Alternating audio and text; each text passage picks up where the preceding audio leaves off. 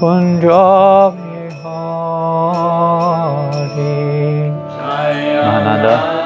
Mahananda. Kunja Bihari. Do you have a book for Rohit or something? Yeah. Is there a songbook? Some song sheet, some book, something. If he wants to follow. This is a very beautiful song. Our Srila Prabhupada describes this song as the windows, like a window to the spiritual world. You can literally visualize the relationships, spiritual relationships in Vrindavan, Goloka Vrindavan, through this beautiful song. How Krishna lovingly reciprocates with all of his devotees in different ways.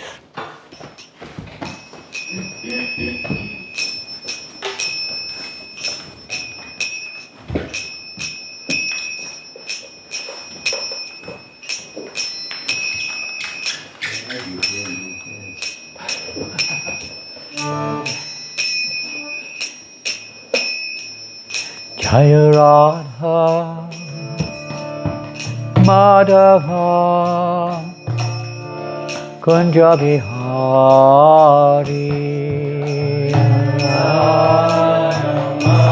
Madhava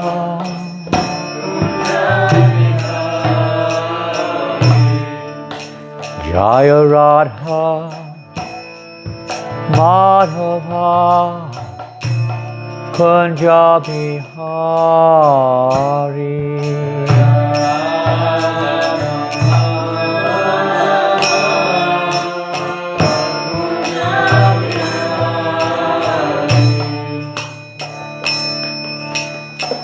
Gopi Jana Balava Girivardhari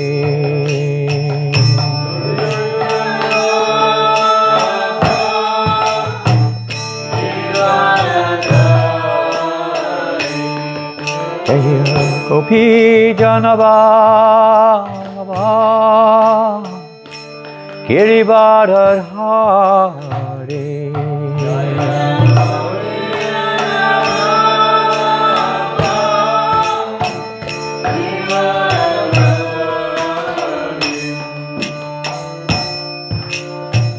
Yashodanandana Vrajajanandana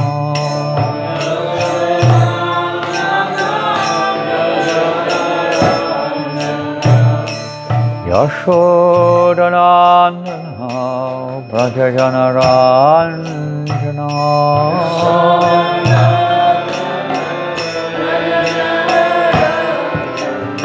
Yashodanandana Praja Janarandana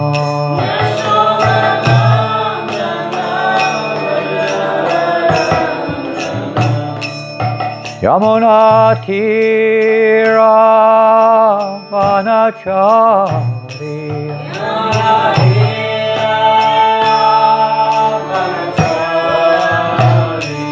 Yamuna Tira Vanachari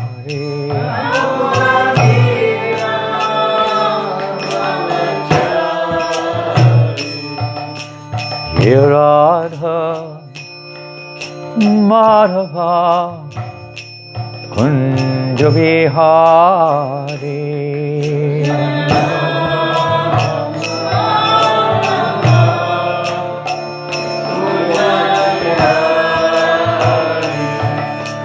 Jaya Radha Madhava Kunja Bihari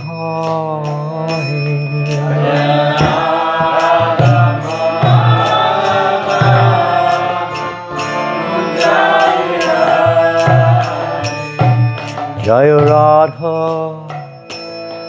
Madhava Kunja Bihari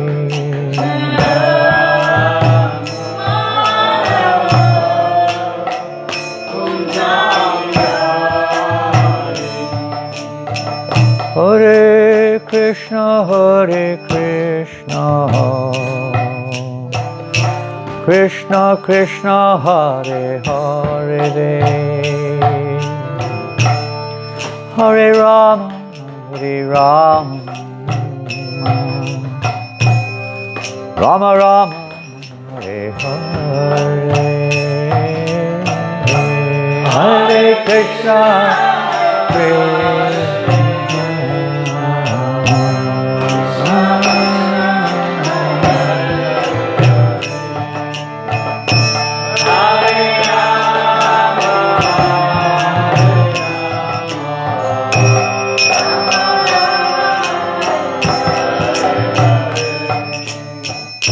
Hare Krishna, Hare Krishna, Krishna Krishna, Hare Hare, Hare Rama, Hare Rama, Rama Rama, Hare Hare, Hare Krishna, Hare Krishna, Krishna Krishna, Hare Hare, Hare Rama, Hare Rama, Rama Rama, Hare Hare, Hare Krishna, Hare Krishna, Krishna Krishna, Hare Hare, Hare Rama, Hare Rama, Rama Rama, Hare Hare, Hare Krishna, Krishna Krishna, Hare Hare, Hare Rama, Hare Rama, Rama, Hare Hare, Hare Krishna, Krishna Krishna, Hare Hare, Hare Rama, Hare Rama, Rama Rama, Hare Hare, Hare Krishna,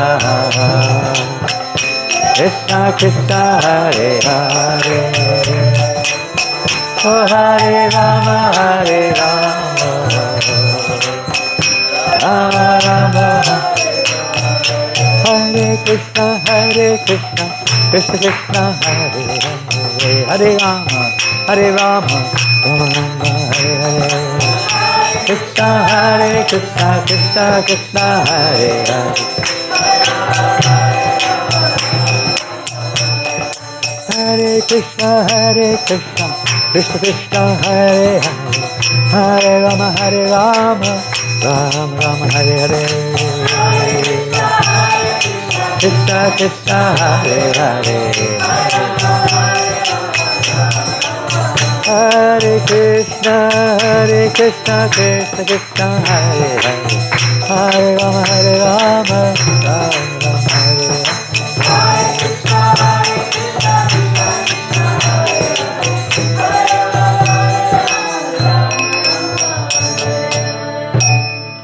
Go Premanande, Srila Prabhupada ki jai, Shri Shri Gauranitai ki jai, Shri Shri Radha Govinda ki jai, Grantharaj Srimad Bhagavatam ki jai, Srila Prabhupada's journey to America ki jai.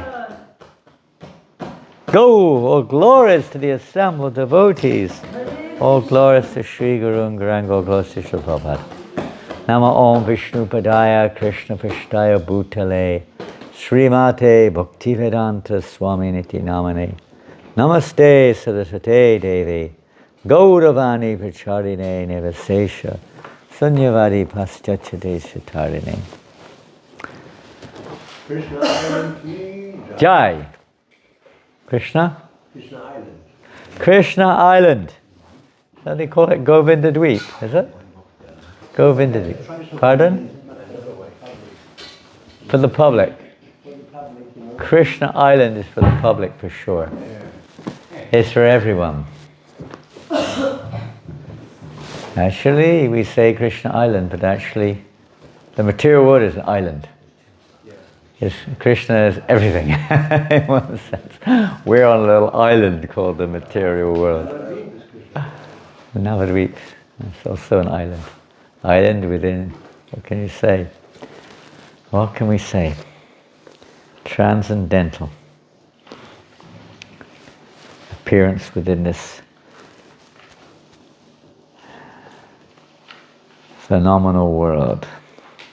So we're reading from the Srimad Bhagavatam, Canto 3, Chapter 5. Today is text number 46. And if you have a means of repeating the verse, a mobile phone with a verse on, let's take advantage of, as long as it's there, of modern technology. Om Namo Bhagavate Vasudevaya. Om Namo Bhagavate Vasudevaya. Om Namo Bhagavate Vasudevaya. Om Namo Bhagavate Vasudevaya. Om Namo Bhagavate Vasudevaya.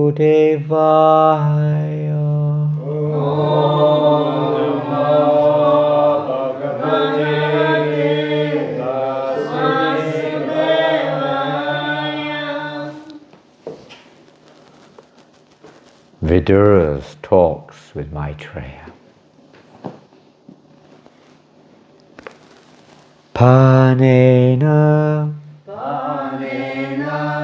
te deva kata sudayaha bravidha bhaktya vishada ashayaha ye vairagya saram patilabhya bodham yatha anjasa anviyuhu akunta dishnang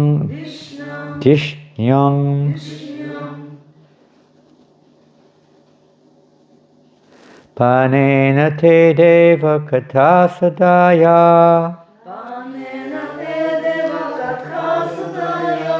pravrita bhaktya vishadasyaye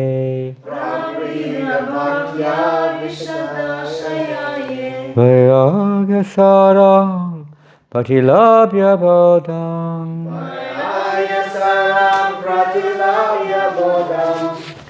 yatanjasan viyur.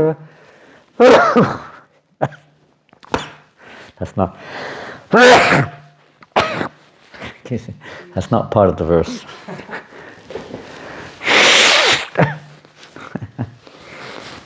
Blissful.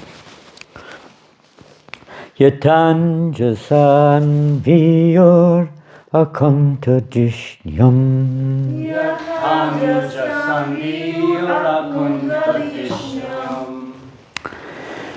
Panena deva katasudaya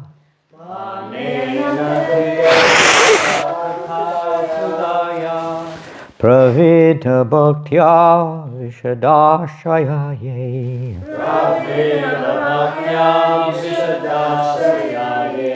vairagya saram patilabhya bodham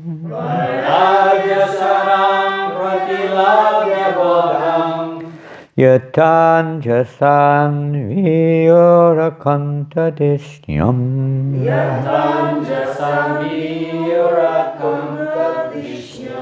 Panena te deva kata sudaya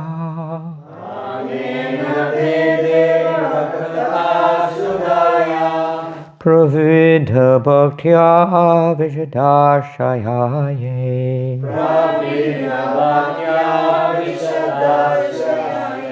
Vairagya sarang pratilabhya bodham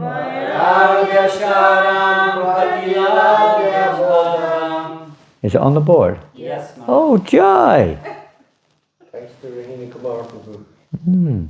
Yatanjasan vyorakuntadishnyam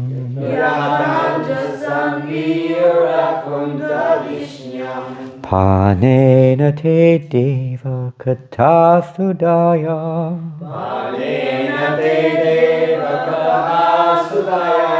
Pravrida bhaktya vishadashayaye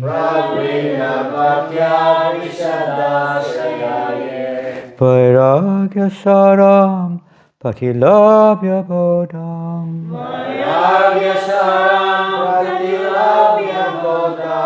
Yatanjasan vyorakuntadishnyam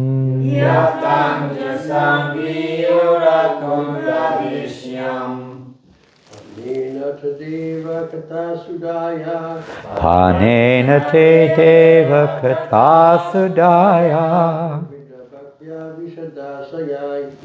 Pravrida bhaktya vishadashayaye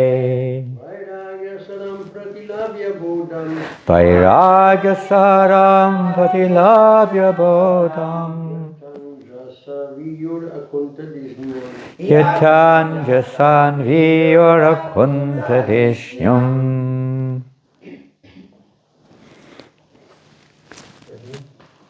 Panena te deva kata sudaya Panena te deva kata sudaya Avreda bhaktya vishadashayaye Pravrida bhaktya vishadashayaye Varagya sharam pratilabhya badam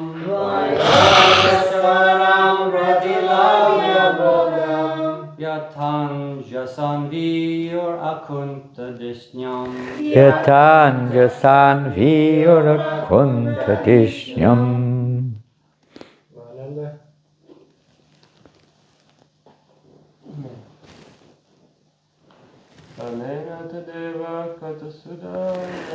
Panena te deva kata sudaya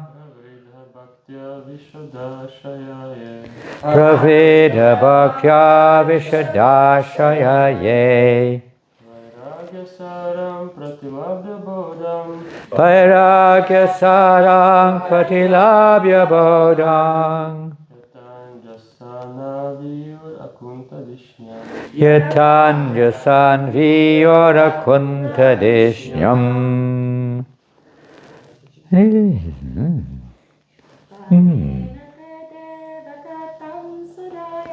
Panena te deva kata sudaya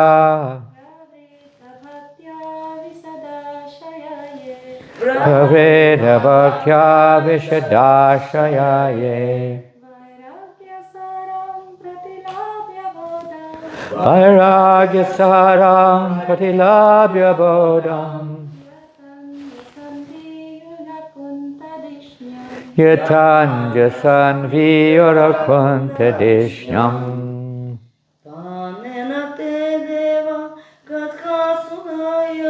Panena te deva kata sudaya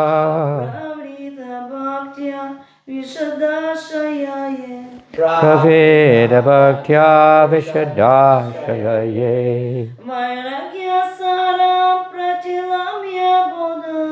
Vairagya saram pratilabhya bodham Yatan jasan viyona kuntatishnam. Beautiful. Ajahn, the highest truth. It's all sung. Beautiful singing. Said in the spiritual realm, every word is a song. Every step is a gate. What does that gate mean? Dance. A dance. It's not one of those doors that you open in the field. It's a dance. Every step is a dance. Every word is a song. And the Srimad Bhagavatam, in fact the entire Vedic literatures are sung. Even Chaitanya Charitamrita, Chaitanya Bhagavat, they're all in song. Beautiful. And for those, of course, who understand the language, then it's the full meaning is there. We have the translation to try to understand what we're trying to sing. You can barely imagine the beautiful vibrations of the pure devotees when they sing the glories of Krishna. Even in this universe, the Gandharvas and the heavenly residents, when they sing these songs, or rather sing these verses from the Bhagavatam, how beautiful the vibration. So attractive. Incomparably attractive. To take our consciousness away from the flickering attractions of this world to the divine realm. We'll read the word for word from Sanskrit to English. Panena. Panena. By drinking. By drinking. And particularly, of course it could be anything, but normally pani is water. By drinking. Just as a short side note, that most people don't drink much water. Health, good health. It's highly recommended to drink water in the morning, early, when you rise, shortly after rising. And it's very good if it's warm water. And it's very good if you can put a little lemon in that warm water. We're all, ultimately, we're not the controllers, but if anything I would give to keeping some kind of health balance is 35 years of doing that every morning. Drinking warm water, about 1 liter, and with lemon, in the morning, shortly after rising. After lunch. After rising in the morning, after getting up in the morning. Every Ayurvedic doctor I've spoken to has recommended the similar thing. Even Western doctors are recommending this routine. It's not solve everything, but it helps helps the system to clean out, to keep clear. Very good for the health. Water is very important. So pani, by drinking. There's another drinking which we'll hear. I don't know if we're here. Yes, another kind of drinking which we hear in today's verse. In the material world, people try to replace this with liquor. They're trying to get the taste of nectar through liquor. Drinking various kinds of liquids to try to experience the ananda, or the bliss, which we're all hankering after. But some of you have experienced the result of drinking that liquor. Some of you are from Ukraine. I don't know if people drink liquor in Ukraine. Maybe they don't drink liquor in Ukraine. I don't know. They do? Okay. They do. Yes, confirmed, they do. In Ireland, they don't drink liquor, do they? No, but we do drink beer and whiskey. They're all teetotalers. Not in Ireland. People are very stout in Ireland. Strong and stout, right? Stout. Strong and stout. Do you know that Ireland is world famous? Biggest advertisement practically for Ireland is the stout. They have tours of the Guinness factories. The first thing you see when you arrive in the airport is tours of the Guinness factory in Dublin. Isn't it? People come here just to go on a tour of the Guinness factory. It's incredible. I've never been. I'm sure you've been. Right. You look like a gentleman. A good Irish gentleman. Have you been? Yes, Maharaj. Okay, see?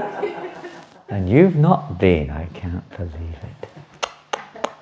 I haven't. Oh, no. Hare Krishna. Well, anyway, this is where people think they can get that bliss.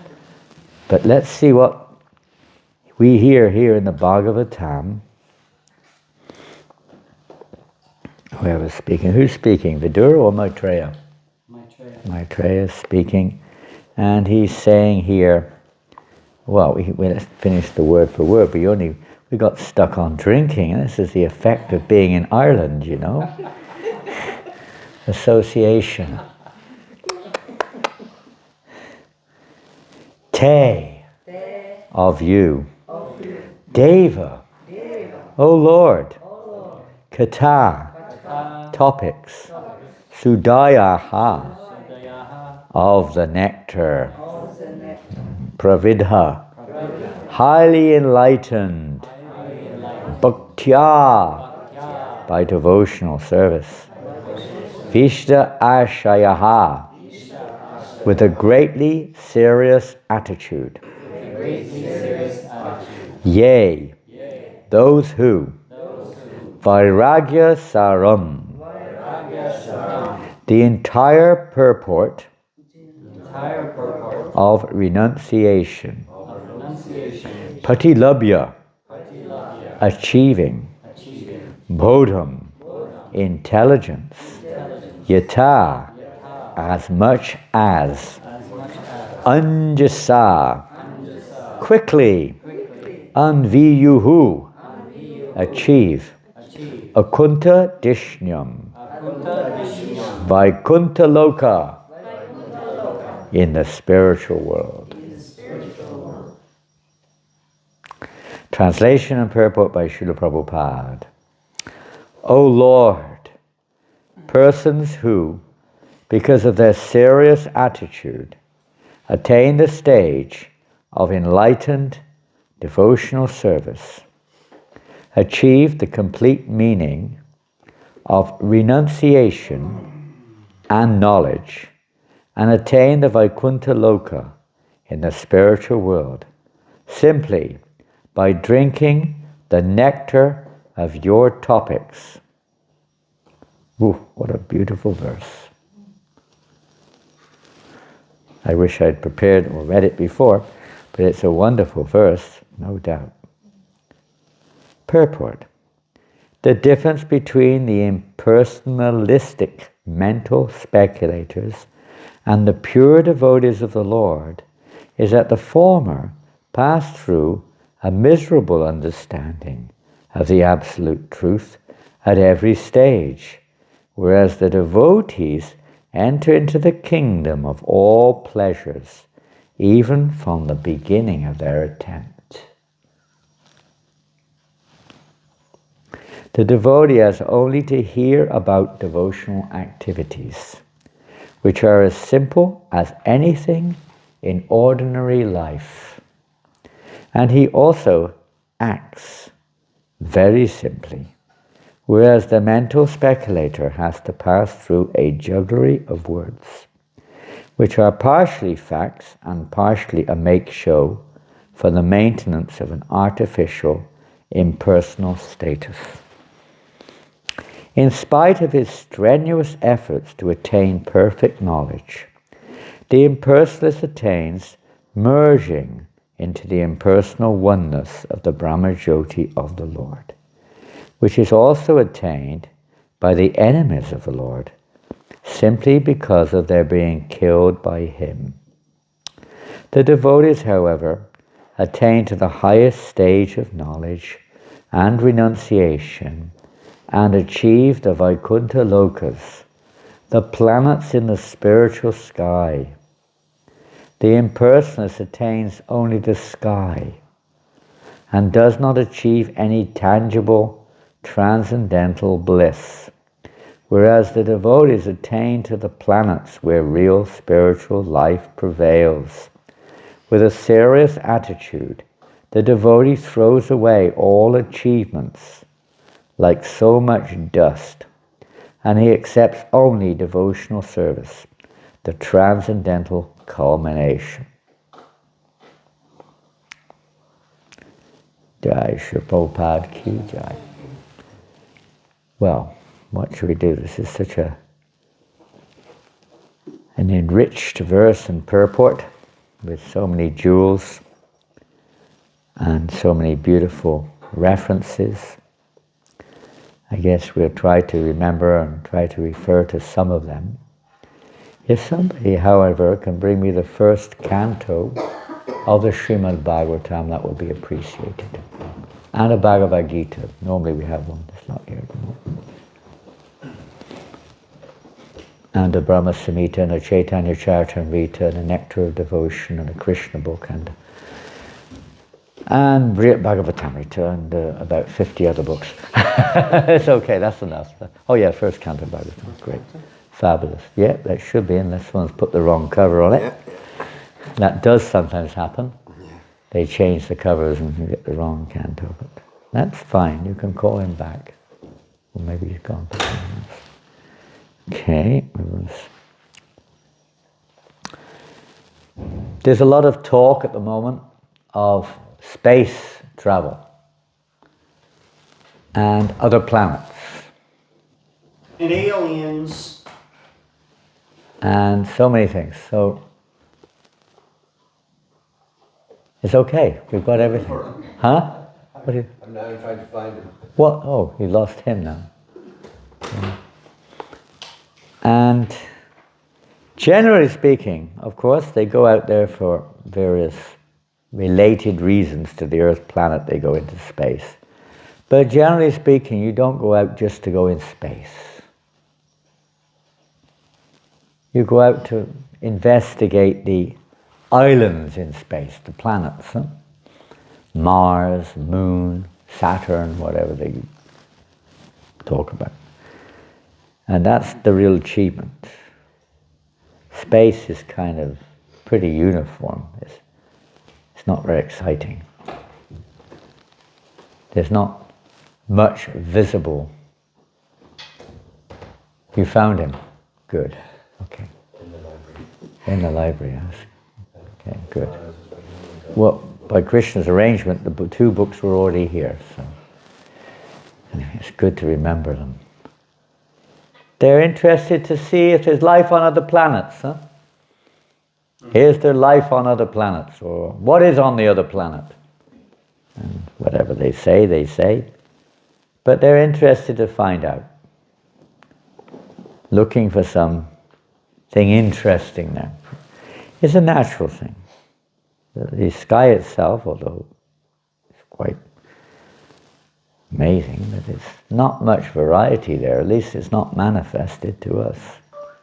It's vast and it's pretty homogeneous. So basically, this material world, as we've been hearing, is basically a reflection of the spiritual world. What you find, or what we find in this material world, has its origins in the spiritual world. It's like if we look into a mirror and you expect to see a reflection of your face or your body, isn't it? Something. Is everybody okay? Everybody's very humble. Most of us have their heads down. Oh, yeah. That's okay. Also, You're the one who has his head up, so you're good. Also, I just wanted to add, like there's even curiosities about like not just about what other worlds could be out there in outer space, but like But like, there's even some curiosities that there might be a world underneath our world. Amazing, huh? Maybe there's a world inside this planet. Nobody knows.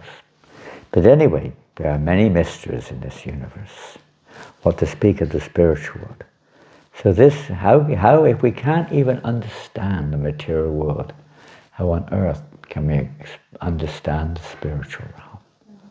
That which is somewhat visible is very hard to grasp. What to speak of that which is beyond our vision. There's a process, and that's mentioned in this verse here today. This material world being a reflection, it does have a relationship. A reflection certainly has a relationship with that which is reflected, isn't it?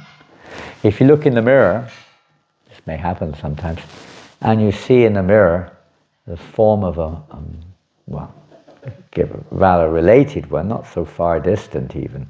You could give much more distant experiences, but let's say you look in the mirror and you see a monkey's face when you look in the mirror. You're going to have a bit of a shock. What to speak if you see a cockroach or something in the mirror, a reflection, and you look like a cockroach or something. I know if you ever look closely at a cockroach's face, it's not very handsome. Haribol, at least not from a human being. From a cockroach's point of view, it probably looks beautiful, but not from a human perspective. The reflection you see, Jai, you expect it to be related to what you look at. Have any of you been in a hall of mirrors? You know this hall of mirrors? They still have them? When we were kids, this was one of our entertainments, the hall of mirrors. You know this, Rohit? Hall of mirrors? And they have different types of mirrors in there, and you stand in front of the mirror. What we think is our body, looks very different in the mirror. You have a head like a massive, fat, big head, and your body is like a little tiny, and the next one, your stomach is enormous, and everything else is tiny. It goes like this. The next one goes like that, and some of them go like this. It's really funny. People laugh and laugh and laugh. But inside, that's how the material world is in one sense. It's a reflection according to the various modes of nature, and the pure spiritual realm looks different according to the modes of nature which are affecting our consciousness. That we discussed a little yesterday. Won't go there in detail, but everyone is getting this perverted. It's perverted, just like the hall of mirrors is a perverted reflection. It's not a direct one, it's perverted. The mode of goodness, pure goodness, you could say gives a pure reflection in this world.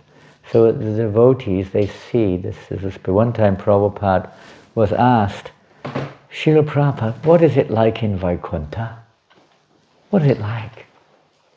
And Prabhupada said, this is Vaikuntha, but you cannot see it. Right now, it's a matter of perception. Bhaktisiddhanta Maharaj said that people are very busy trying to adjust this world according to the mode of nature which they're attached or conditioned by, isn't it? Some people want it to be in the mode of ignorance, some the mode of passion, some the mode of goodness, and all kinds of mixtures in between. Some don't want it to exist. Some want some kind of world beyond, as we're hearing here, the different transcendentalists who aspire for that world beyond by different means. Everyone has their own aspiration and they're trying to adjust it. But Bhaktisiddhanta Maharaj said that one who takes this effort to try to adjust this world according to their perception needs adjustment. They need adjusting, not the world. One who thinks they can reform this world is in need of reform. This world is as it's meant to be. It's completely, we could say,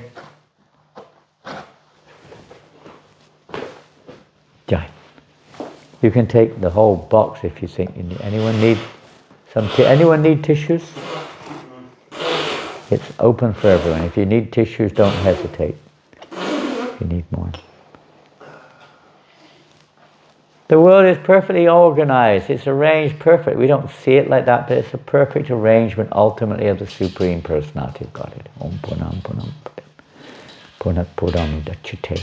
It's a perfect arrangement of the Lord according to the will and desire of the living entity. There's nothing amiss there. And no one, like Siddhanta Maharaj says, no one can change but by the breadth of means like width of a hair, a single thing in this universe. Anyone who appears to be a reformer or a changer is merely an instrument of the Lord and his various expansions and energies and so on. They're simply an instrument, that's all. We don't realize it. It's like, say for instance, what example is nearby here? It's not, okay. We may use this also sometimes, we may say it, the credit is there. This microphone, is it working? Yes. Okay. Oh, that was a glorious class the microphone gave. Well, that was a terrible class the microphone gave this morning. Is it true? It's an instrument, isn't it? You can recognize the glory of the instrument. Oh, it's a very good microphone you've got there. It's a very good one. You can say that. But you can't say the microphone really is the source of the class. It's an instrument through which the sound is coming, good or bad. And in one sense, what we see is going on in this world is also instrumental. Of course, there's the person behind it in the material world. Person behind every little detail, you could say. But ultimately, the person behind everything is Krishna.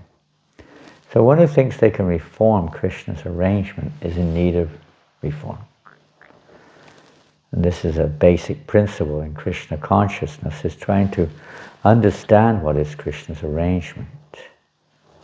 And we can spend eternity trying to analyze the phenomena of this world. People do like that, scientists, some philosophers, even those on the path of jnana, knowledge, trying to, and Sankhya Yoga, they're trying to analyze the elements and trying to see what is beyond them, if there is anything, and so on. It's a very difficult and troublesome path. It's like if you're in, what can we say? Well, let's take an example. I do have a computer here, which I'm not going to use this morning. During the class I was intending to, but time is short. Does anyone really know how this works? Or a mobile phone. Here we go, mobile phones telling us, use me as an example. We get the mobile out and turn it onto airplane mode. That much I think I know how to do. At least I used to know. Come on, not helping here. Be quiet, there we go. So how does it work? I have no idea how it works. I don't even know how to use the controls, to speak of the mechanism. Technology, beyond me. Now, I would probably spend my whole life trying to work out how this works and still not know how it works. Mystifying. Yet the engineer, presumably, knows how it all works and puts it together and can do this, do that. They've got the knowledge, so if you want to know, you generally go to someone who knows. That's the general way of finding out things which are not within our purview. We go to someone who knows. That's also simple material things. What the heck is education is there for that reason. Child doesn't know. He goes to school, learns from someone who's supposed to know. Well, to speak of spiritual truth, to work it out on our own is a great difficult task. We read in the Bhagavad Gita. Come on, as a test for you. Which chapter does Krishna talk about how troublesome the path of trying to understand him is? And how easy it is through devotional service. Who knows? Come on. Here it is. Chapter 12. What is chapter 12 of the Bhagavad Gita called? Devotional service. Very simple. But Krishna says here, I'll read a few verses. Chapter 12. text, well, Arjuna is asking the question, which is considered to be more perfect? Those who are properly engaged in your devotional service, or those who worship the impersonal Brahman, the unmanifested? So there's two things I mentioned in today's verse. They're both spiritual. They're both spiritual aspirations. The impersonal Brahman, which is basically a negation of material life, somewhat akin to the Buddhist conception also, is to merge into the all-pervading Brahman, the spiritual sky, so to speak, to merge therein, with no variation, no rasa or relationship. There is no effect of the material world, no doubt. But that's the aspiration of most, least you could say, in the path of, even today, many religionists have a similar objective, but in the path of the most of the Vedantists in India, most of the spiritual leaders and spiritual masters and so on, that's their aspiration. Ultimately, everything is simply one with no variation. That's only partial truth. Vedanti tat vijagyan madvayam brahmeti padamatmeti bolavaniti shabjate. In the very beginning of this text, Srimad Bhagavatam, you can read in the first canto, Sutta Goswami said, learned transcendentalists who know the absolute truth. How do they know the absolute truth? In three features. Brahman, which is the all-pervasive oneness. Paramatma, which is the understanding that there's not just one soul. There is there is living entity, the jiva, us, and there's also the Supreme Soul, who we heard yesterday, guiding the wanderings of all living beings. And then beyond and above that, there's the Bhagavan, or the eternal spiritual planets, where there are unlimited varieties of relationships, which is the pure form of what we are experiencing in this world as impure, of our so-called endeavors to have relationships in this world, but we see everything separated from Krishna. We see everything in relationship to my situation, measuring things how far from me. Whether it's nice or not depends on my conditioning, how I perceive it. And friends, enemies, everything is a word of duality, because we have this, let's say, impure perception. So Bhaktisiddhanta Maharaj said, the only reform which is required is a reform of our own perception. Nothing else needs to be reformed. And that reform is evoked or can be achieved by exposing ourselves to the transcendental sound vibration of Krishna Katha, exactly what today's verse is saying. By simply hearing, but there are some qualifications in today's verse, which is indicated rather in the purport, but directly mentioned in the verse, because of their serious attitude. Not just a whimsical one, but serious attitude. Attitude, serious. Attain the stage of enlightened, not just theoretical or mechanical devotional service, but enlightened. As we see in the Bhagavad Gita, you can find that in the 4th chapter, where Krishna indicates to Arjuna that one who applies himself to this process of devotional service seriously attains that knowledge in due course of time. It's an enlightenment, it's pratyaksha vagamam dharmyam, it's realized through when our senses atak Shri Krishna namadi nabhavad grayam indriya seva mukha hi jivado swayameva sprachyata. Realized through transcendental, when our senses become purified by hearing and chanting, then Krishna reveals himself. Otherwise, with materialistic senses, he does not reveal himself. Does not reveal himself. We have a perversion of philosophical speculation and whatever it may be, but the absolute truth doesn't reveal himself particularly in full to such persons. He only reveals himself in the Bhagavad Gita. Krishna explains to Arjuna, what does he say, how he reveals himself? Undivided devotion. Only by devotion. Bhaktyamam abhijanati yavanyastasmi tattvataha. Only through devotional service. There are 2 verses, one in the 11th chapter, one in the 18th chapter. which say more or less the same thing, isn't it? We can quickly read those two verses and we'll go back to the other verses in the 12th chapter. But if we go to the 11th chapter, it's just two verses before this one.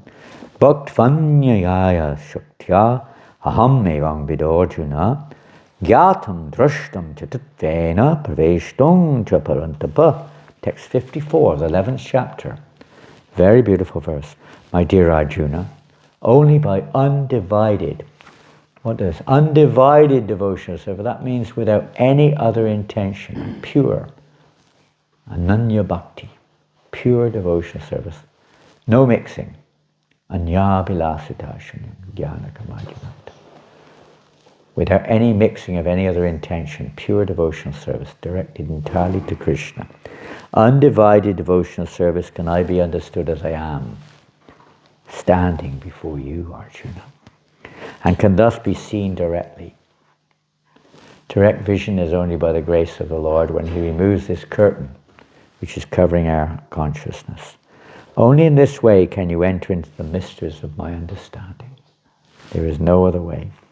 The next verse is very interesting. If you want to read it, I won't read it now. The last verse of the 11th chapter. Prabhupada said this verse is the essence of the Bhagavad Gita. 11:55. It's amazing. We'll go to the 18th chapter, I think, text 54 or something like that. 55 maybe. Yeah, 55. Yep. Bhaktyamam abhijanati yavanyaschasmi tattvata tato mam tattvato gyatva bhishate tadanantram. Krishna says, one can understand, because he's talking in the sense in the third person here. He's talking about himself in one sense. On the other hand, he's talking about, the beginning of devotional service, understanding the super soul and so on. One can understand the Supreme Personality as he is only by devotional service. And when one is in full consciousness of the Supreme Lord by such devotion, then he can enter into the kingdom of God. This is the process. To enter into fire, you have to be like fire. Although you become like fire if you want to enter into the fire, isn't it? You burn. You can't stay as you are in the fire. You become fire. Even iron becomes like fire when placed in the fire. So the previous verse, text 54, as the 18th chapter, Krishna says, one who is thus transcendently situated, in other words, one who's come to this spiritual realization, it's called Brahma Bhuta, this spiritual realization of their spiritual identity and the spiritual nature of everything, one who comes to this position, one who is thus transcendently situated, at once realizes the Supreme Brahman. He never laments nor desires to have anything in this world at all. He is equally disposed to every living entity.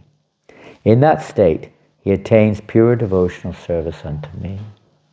Well, of course, not everyone aspires for pure devotional service to Krishna. Some people are still envious of their relationship and are envious of God's position. So they want to either establish themselves in the consciousness, I am the Lord, or there is no Lord, or something like that. But those who are fortunate to come to that platform of Brahman and have a devotional mood, a desire to develop a relationship with God, that's when pure devotional service begins. Up to that time we're practicing, preparing for that. We still have our material attachments, we're still affected by hankering and lamentation. But here Krishna says, na shochati na kankshati. No lamenting for anything of this world. No hankering for anything of this world. Not affected by anything of this world. Equally disposed to all living entities. No enemy, no duality.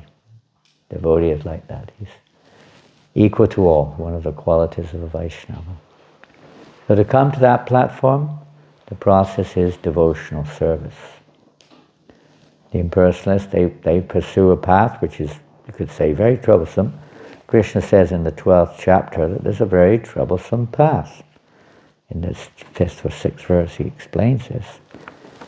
He says, 5th verse, For those whose minds are attached to the unmanifested, impersonal feature of the Lord, or the Supreme, advancement is very troublesome, very difficult. You've got to do it yourself. Prabhupada gives the example of two animals. Do you know what example he gives to illustrate this? Donkeys? He gives many examples of donkeys, that's for sure. Pardon? For what principle? The difficulty that the impersonalists undergo to try to realize the absolute truth, because they've got to make their own personal efforts. So he gives the monkey and the cat. The kitten. Sometimes he uses the kitten, sometimes he uses the kangaroo. The kangaroo. The roo. And the monkey, if you ever see a baby monkey with its mother, how does it travel? Hanging on. It hangs on. The little baby has to hang on underneath the monkey. The kangaroo, how does it travel? Oh, The baby kangaroo travels in its mother's pouch. Exactly. Safely carried by the mother in the pouch. The mother personally carries the child. You could say the baby kitten in the mouth also. But usually that example can be used, but it's used for other things too.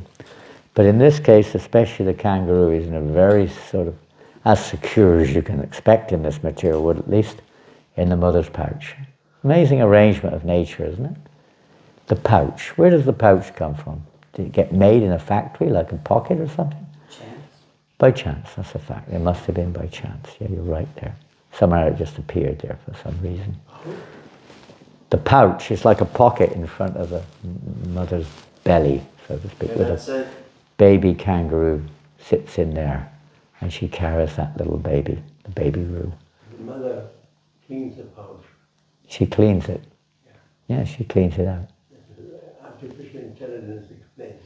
Yeah. You can find everything out on... Oh, by the way, talking about artificial intelligence, we went on, Jivananda Prabhu went on artificial intelligence last night to investigate what Prabhupada is talking about when he says today is SR Day. And artificial intelligence came up with some really good answers.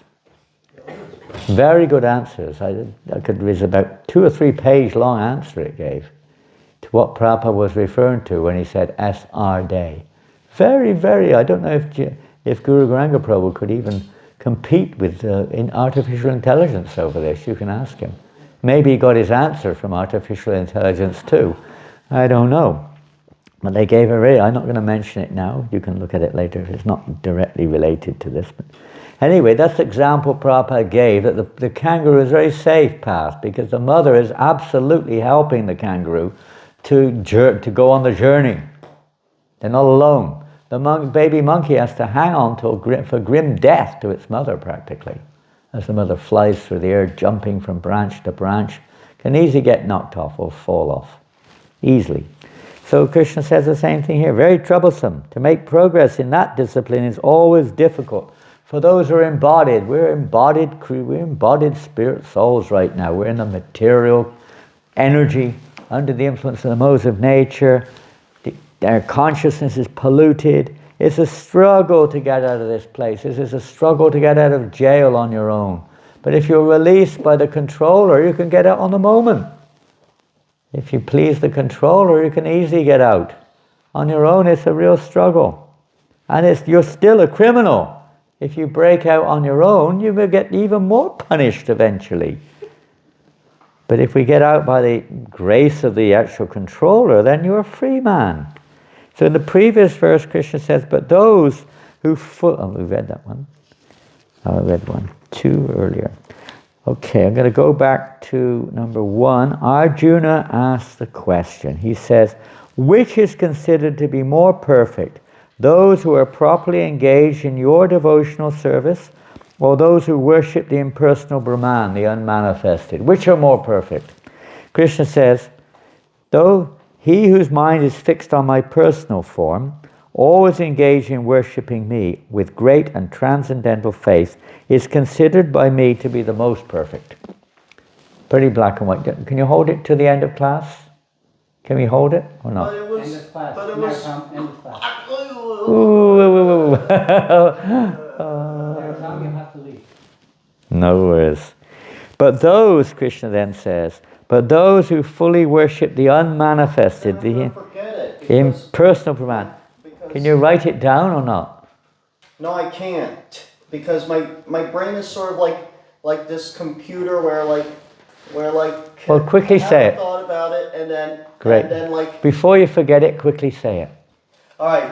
So anyway, what I was gonna say is that regarding what you said, like who is most perfect, those who meditate on God in His personal form and God in His impersonal aspect. I just wanted to say, from what I've learned, the most perfect spiritualists are the ones who meditate on God in His form that is not human. Jai, Haribo. But those who fully worship the unmanifested, that which lies beyond the perception of the senses, the all-pervading, inconceivable, fixed, and immovable, the impersonal conception of the absolute truth, by controlling the various senses and being equally disposed to everyone, such persons engaged in the welfare of all at last achieve me. But he says, very difficult path indeed.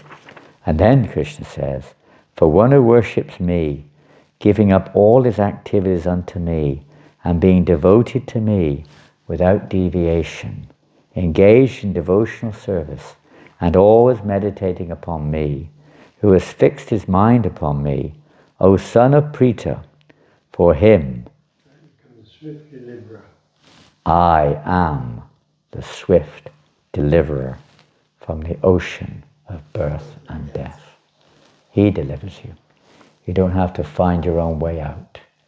By fully taking shelter of him in the process of devotional service, which of course is the internal energy of the Lord itself, and that which pleases Krishna, Krishna immediately delivers. Even in ordinary dealings, if somebody approaches us in a surrendered attitude, even though they may have been inimical, a normal person will tend to heart melts, and you want to give them shelter. You want to help them, no matter who they are. What to speak of Krishna. There's beautiful verses in the 12th chapter of the Bhagavad Gita explaining these two paths a little bit. We'll go to the first canto of Srimad Bhagavatam now. There's a wonderful verse in the second chapter. There are no end. They're all wonderful. But here's one which we'll read. What chapter are we on here? One chapter. Here we are. Chapter 2, Bhagavad Gita.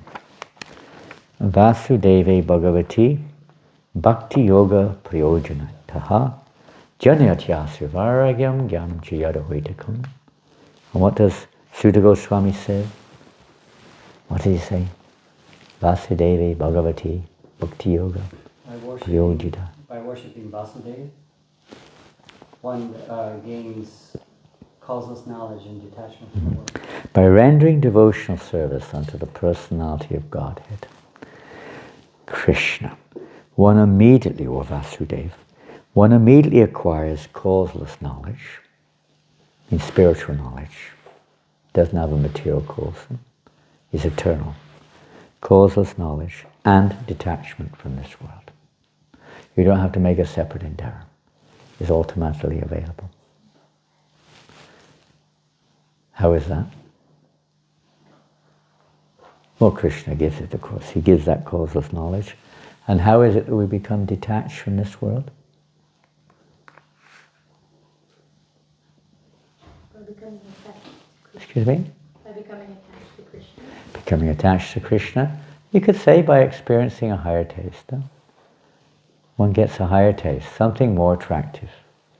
Everyone has probably had this experience in life, that sometimes a child becomes attached to something which is not very beneficial, maybe. Maybe the child's playing with a box of matches, or playing with some broken glass. And, sometimes the child is very attached to it. And the parents have to be very careful. If you try to take it off, and they may squeeze it and cut themselves very badly, or whatever it may be. So the parent, how does the parent entice the child to give up the glass? Get him something better. Something he knows the child likes more, something more tasty. Maybe an ice cream or a bar of chocolate or something.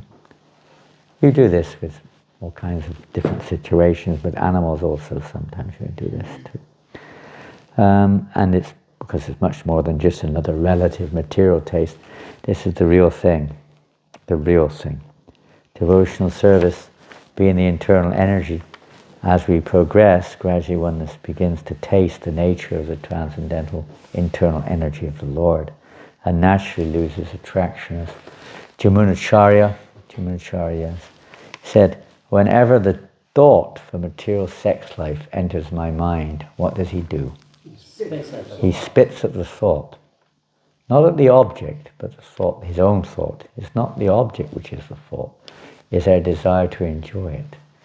We sometimes think the objects of this world are Maya, but it's not quite like that. You could call them Maya, but that just means basically the Lord's energy. Nothing wrong with that necessarily. It's the way we see it. We see it as an object of attraction or repulsion. Raga Dvesha Vimuktais too. That one has to become free of this attraction and repulsion in this world. So one who's on that level, Jamunacharya said, I spit at the thought. Not at the person. Say you see a beautiful girl or something, you don't spit at the girl, by the way.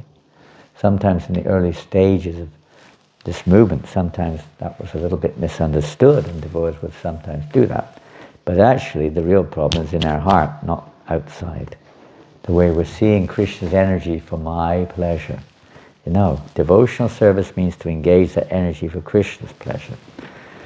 So in that way, Krishna is very pleased, and he gives this realization, he gives this taste of the higher taste, that one's no longer infatuated with the lower tastes of this world. Let's have a look at a few other verses. So how do we gain that taste? Well, it's stated here, by hearing. In today's verse it says specifically by hearing about the Lord's pastime. So let's go to text, chapter number 7, the son of Drona punished. And there's some amazing verses, there's many of them all throughout the Bhagavatam, but we'll just read a few here. Where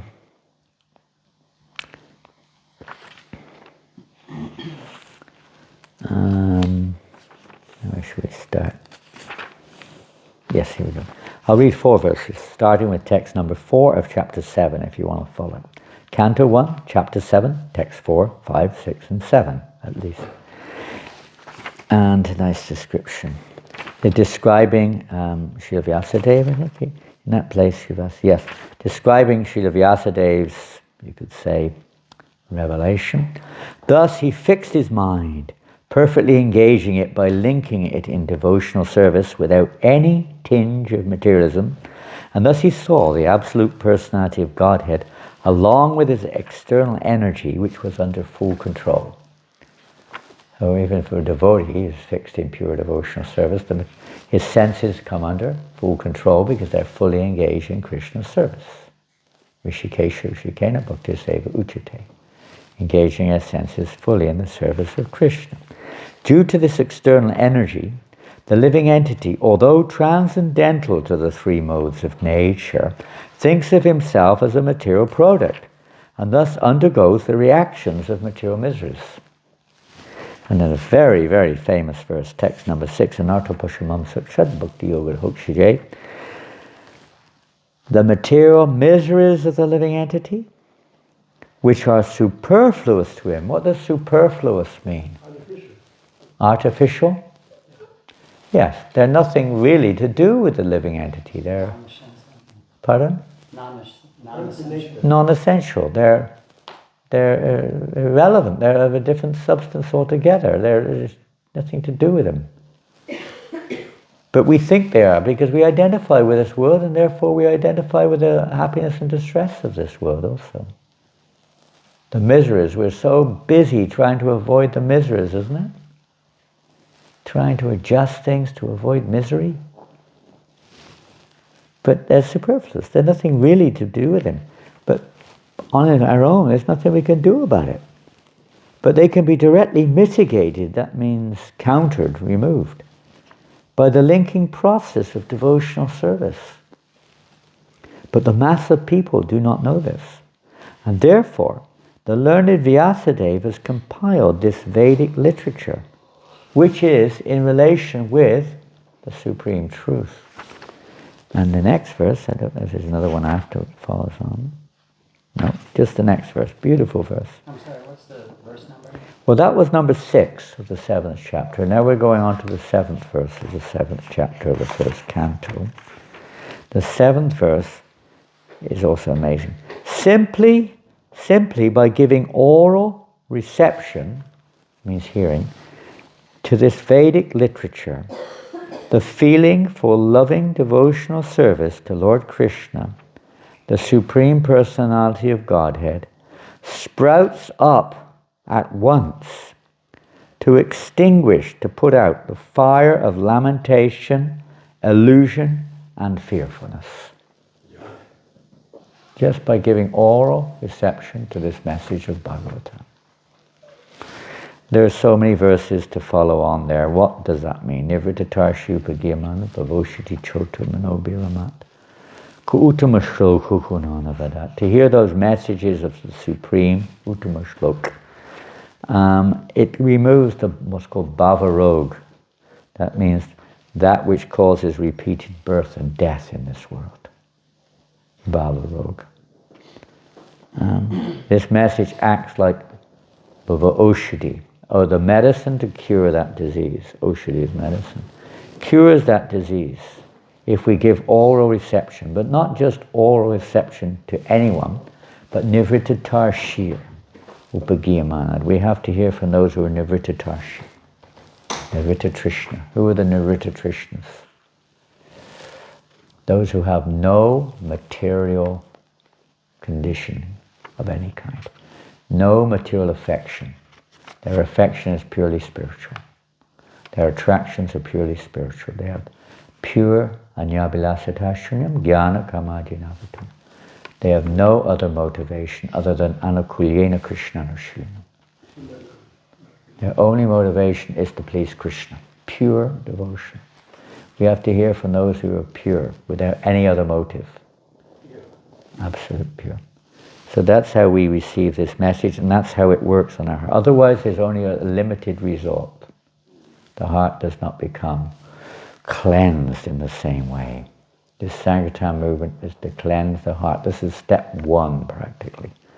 Not to speak of what comes next, but to cleanse our hearts of all the dust accumulated for years together, whatever form of dust it may be.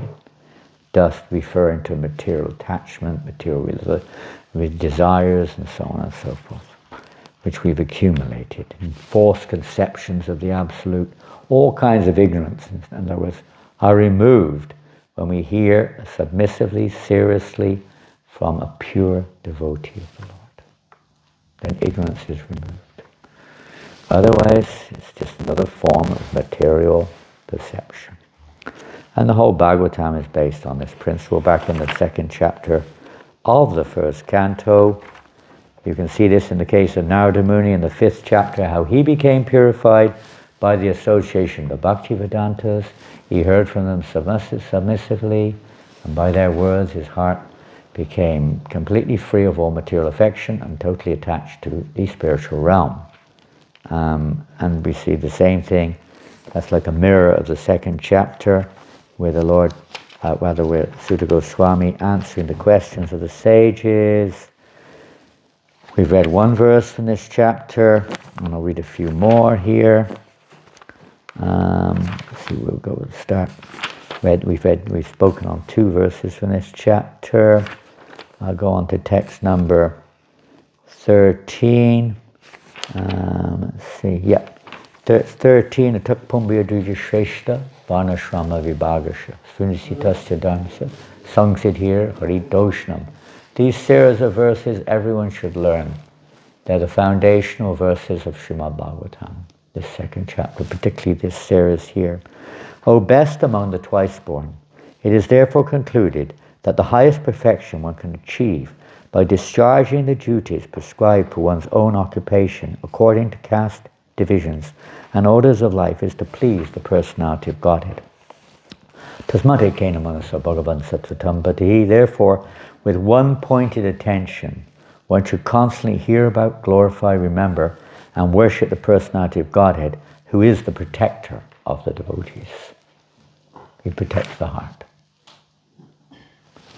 Next verse. Yadana jasna yukta karma gvantina bandhanam chintanti kovidastasya kona kuryut gatavatim. With sword in hand. This has to be understood in various ways. Not that everyone should go out now and purchase a sword, because in the Bhagavatam it said we have to carry a sword in our hand. It's the sword of Shastric knowledge, Shastric application. With sword in hand, intelligent men cut through the binding knots of reactionary work, in other words, karma, by remembering the personality of Godhead. Therefore, who will not pay attention to his messages? Remembering. Pardon? People don't. Religion is, mundane religion is don't. They don't. Who does? Nobody does. Hardly. Some vague recollection of some vague misconceptions, usually. If you look at biblical figures, I mean, Paul, if you read actually, he's completely on the body platform. Totally on the body platform with some... Saint Augustine, he said, Lord, give me chastity, but not yet. Give me chastity. But not yet. Not yet, yeah. Let me enjoy it while I can. Yeah. Basically. And if they have some vague conception, it's totally impersonal.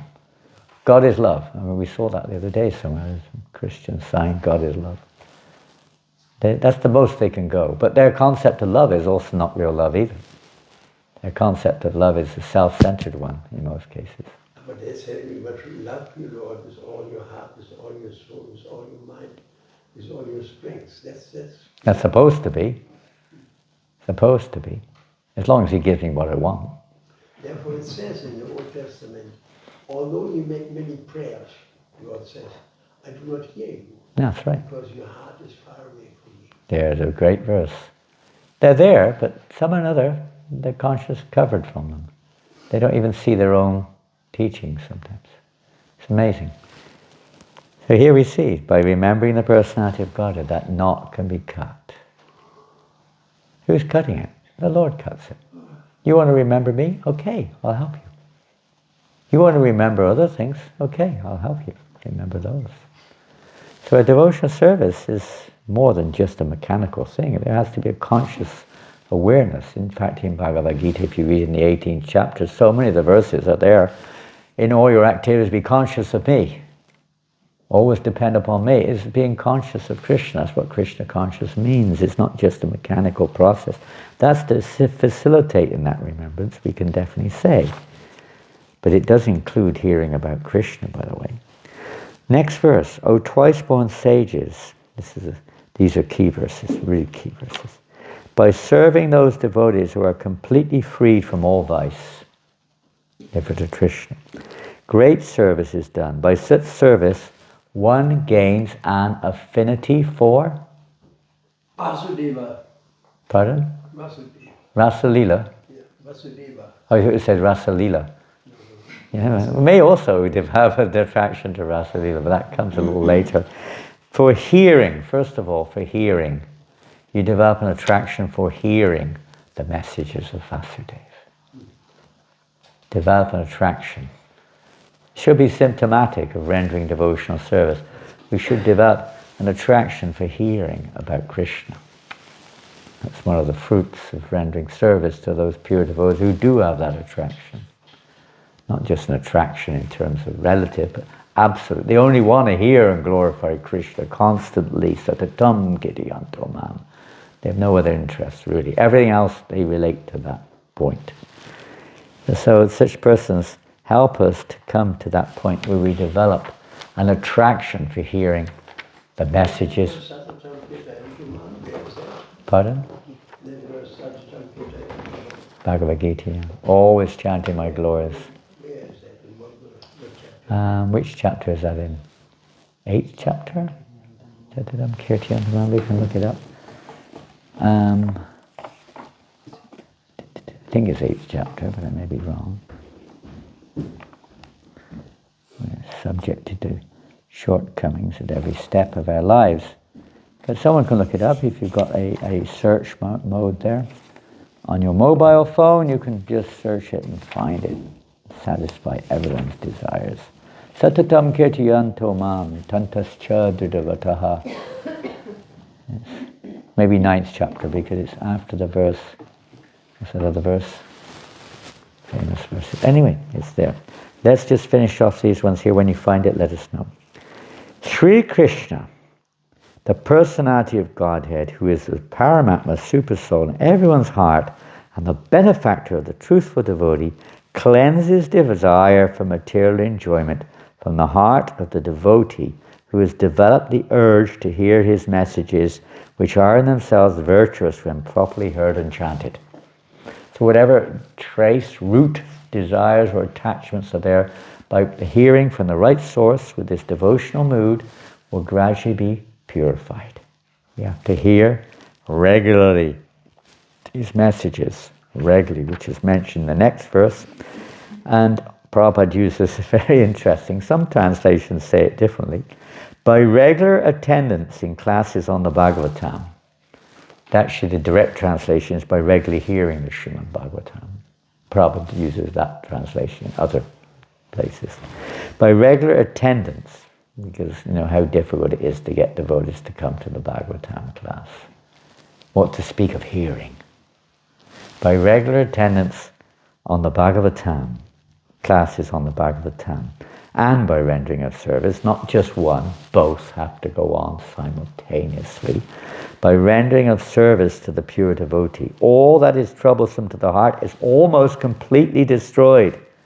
There's still going to be a trace, as long as we're still, you say, in contact with the energy around us. There's still some trace contamination there. And loving service unto the personality of Godhead, who is praised with transcendental songs, is established as an irrevocable fact. It can never be withdrawn.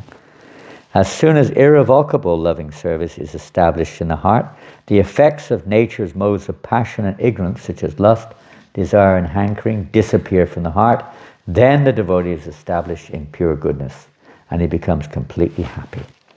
Thus established in the mode of pure unalloyed goodness, the man whose mind has been enlivened by contact with devotional service to the Lord gains positive, scientific knowledge of the personality of Godhead in the stage of liberation from all material association.